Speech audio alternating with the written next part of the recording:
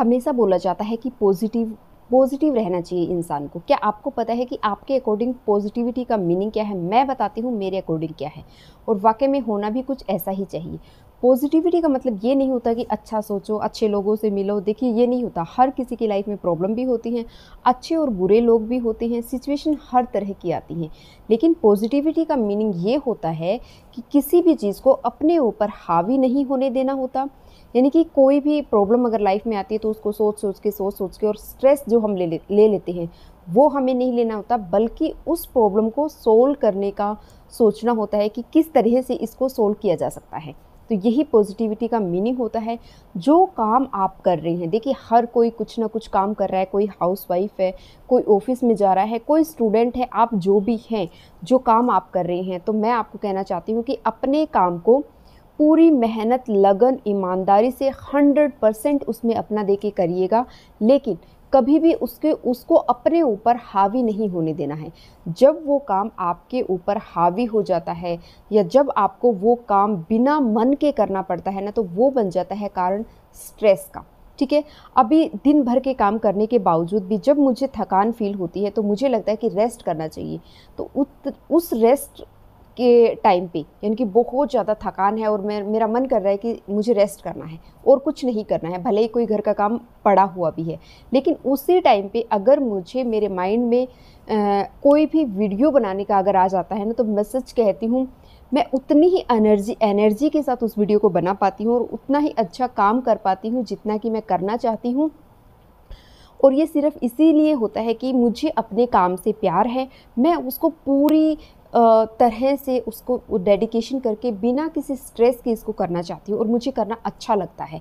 तो इस तरह से जो भी काम आप करते हैं ना, अगर आप उसमें अपना 100% देते हैं, पूरे ईमानदारी से अपने काम को करते हैं और उसको कभी भी अपने ऊपर हावी नहीं होने देते, जब वो हावी हो जाता है तो वो बन जाता है रीज़न स्ट्रेस का। और पिगमेंटेशन का एक बहुत बहुत बहुत बड़ा जो रोल है ना, या कारण है, वो है हमारा स्ट्रेस।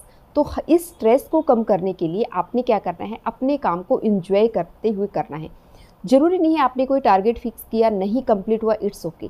जितना हुआ उसमें संतुष्ट रहिए। आगे फिर अपने आप को पुश कीजिएगा उस काम को करने के लिए, या जो लाइफ में प्रॉब्लम है उसको किस तरह से सॉल्व कर सकते हैं। एक रास्ता नहीं, दूसरा नहीं, तीसरा नहीं, बहुत से रास्ते खुलते हैं।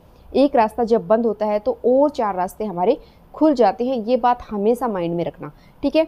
तो पिगमेंटेशन का कारण मैं आपको बता रही थी कि एक बड़ा कारण यही होता है कि आजकल हम स्ट्रेस बहुत ज़्यादा ले रहे हैं, और जब स्ट्रेस बहुत ज़्यादा होता है ना, तो उसका पूरी बॉडी पे उसका रिएक्शन होता है, जो कि हमें नहीं पता चलता कि कितनी जल्दी, कितनी फास्टली होता है।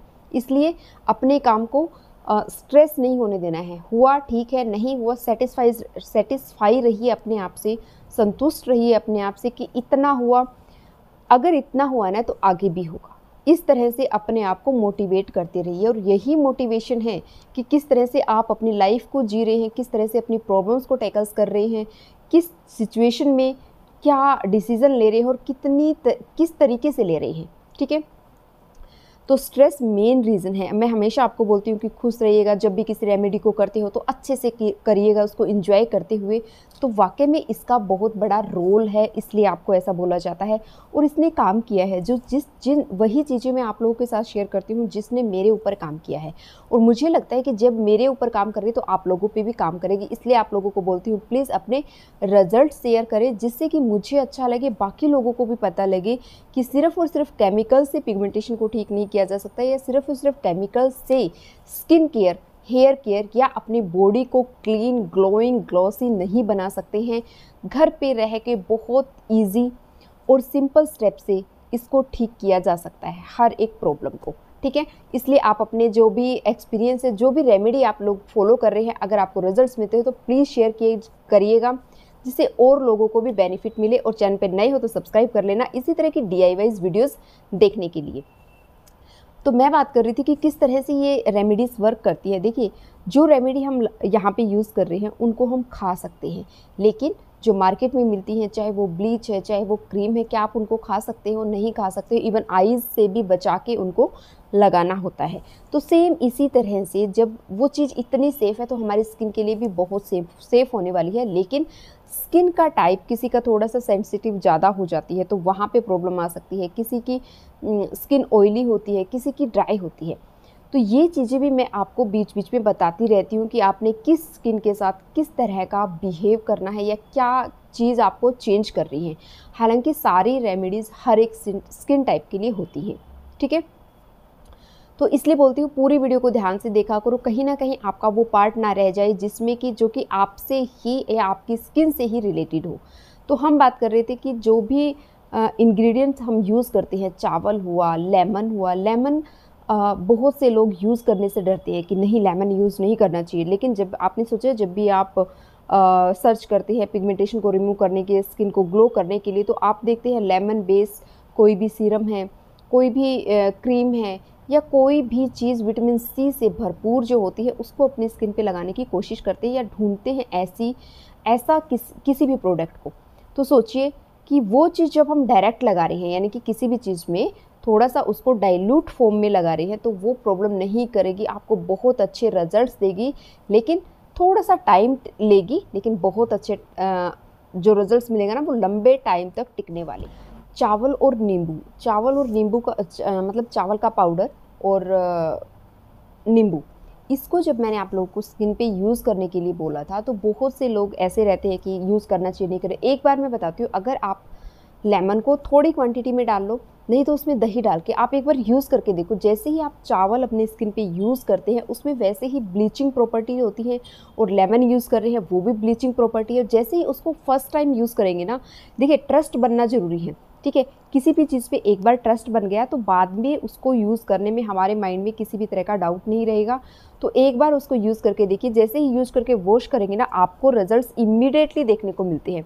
इमीडिएटली का मतलब ये है कि कहीं ना कहीं थोड़ी सी आपकी स्किन ब्राइट हो जाएगी और वो रिजल्ट्स आप फील कर पाओगे कि हाँ स्किन बहुत अच्छी हुई है, सॉफ्ट हुई है, हल्की सी लाइट भी हुई है।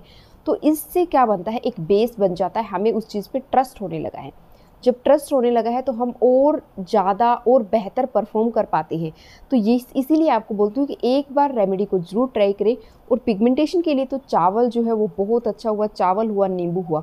अभी सर्दियों का गर्मियों का मौसम चल रहा है, आपके यहाँ भी जैसे ऑरेंज हुआ, ऑरेंज नहीं तो मौसमी हुआ, और साथ ही साथ नींबू को जो यूज़ करते हैं ना उसके छिलकों को भी आप सुखा सकती हैं, सुखा के उसका पाउडर बना लीजिए। और जब वो पाउडर बन जाता है तो वो हमारा ऑरेंज पील पाउडर यानी कि विटामिन सी से भरपूर एक ऐसा पाउडर मिल गया है जो आपके स्किन को लाइट करने में, बॉडी पे यूज़ कर सकते हैं, अपने फेस पे यूज़ कर सकते हैं और फ्री में आपका बन के तैयार हो जाएगा।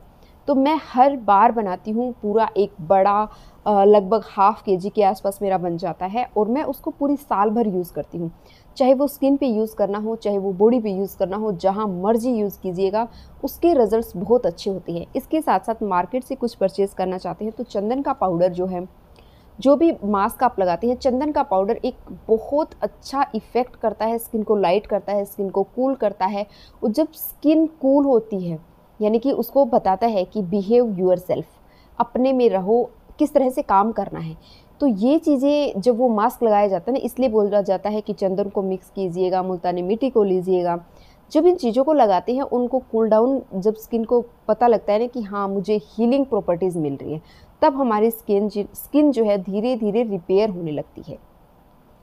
तो कभी भी जल्दबाजी में कुछ नहीं करना है कि एक चीज़ देखी और फटा करके लगा ली। थोड़ा सा उसके ऊपर देखो, वीडियो को अच्छे से देखा करो, समझा करो, फिर उसको एप्लीकेशन को किया करो।